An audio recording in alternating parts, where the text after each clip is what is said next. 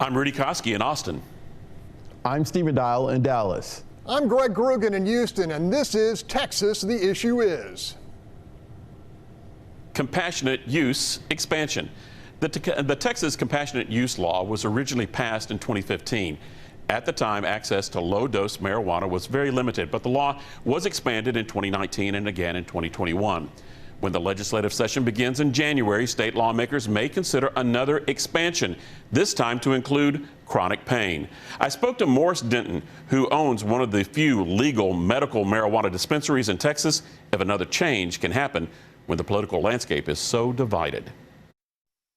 I think that we have been in this moment for a while, and I think the upcoming legislative session is going to be a real powerful opportunity for the Republican Party to embrace medical cannabis as a true and meaningful way forward to help change lives of thousands of Texans. Right now there is a list of what medical marijuana can be used for.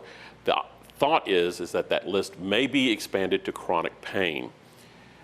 Are you confident we can get there come January? I'm hopeful.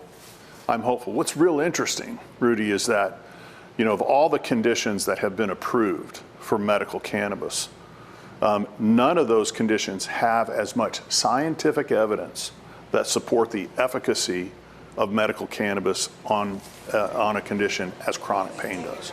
Meaning chronic pain has far and away more scientific evidence that supports how medical cannabis can help with inflammation, with pain, without having a lot of the significant, serious issues like an opioid would present. Broad polls say the majority of Texans favor the use of marijuana for medical purposes, but you're not interested in the broad numbers, are you? You're looking at more of a specific number. What are you looking for? The people that are controlling the legislative agenda are the Republicans. And so the polling numbers that we look for are how does this issue reflect and magnify within the Republican Party. And what are you seeing? We're seeing tremendous support. We're seeing upwards of 70+% of Republicans, of Republican primary voters. Those polls were done before the president made his decision in regards to marijuana, doing a mass pardon for first time for simple possession, and then also wanting to relook and rethink of the scheduling of marijuana. Does that help or hurt now?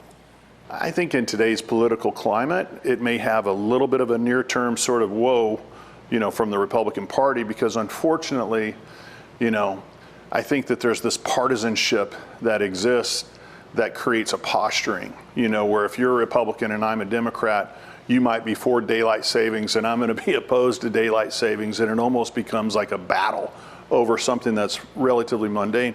Medical cannabis should not be a political partisan issue. There's some individuals in the medical community that say this needs to stay in the medical community. We don't need the broad opening of total legalization. It's been described as other states doing that as a social experiment. Where do you stand on that? Should this be sold just like a can of beer?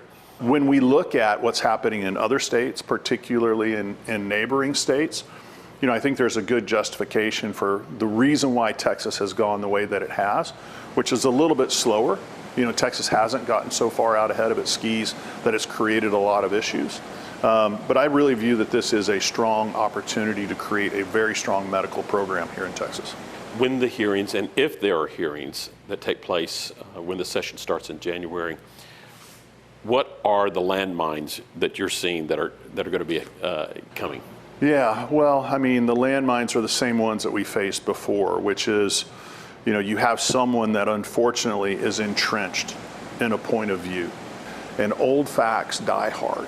Because this isn't just about some hippie getting high. This is a person who's feeling pain, and these plants may be the answer? Yeah, but this is true. And there's power and truth in the reality of medical cannabis. And when you go from having hundreds of seizures a day to having no seizures, and you can go to college and you can get a car and you can drive and you can be self-sufficient, that is transformative. In this age of fentanyl, opioid overdoses, is this the answer, or is it part of the answer? I struggle with anything that's positioned as the answer. Medical cannabis, just like any other form of medicine, is a treatment. It's not a cure. And as much as we'd like to think that it's a silver bullet for people suffering from epilepsy or MS or spasticity or chronic pain. It doesn't work for everyone, but it works for a lot of people. But it should be a solution that is generally available for medical doctors in the state of Texas. In one word for me, that interview was potluck. Stephen, what's your word? I'm going to pull a Rudy with a hyphenated word, green ripple.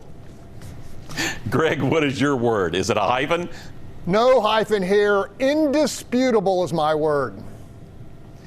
Our discussion is just starting. The Fox Texas Trio will be back after this break.